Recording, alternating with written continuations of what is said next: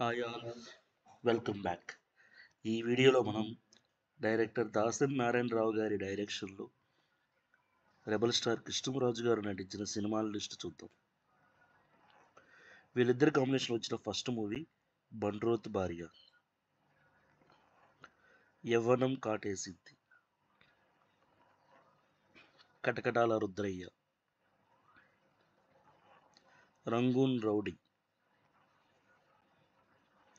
సీతారాములు, Golconda అబ్బులు,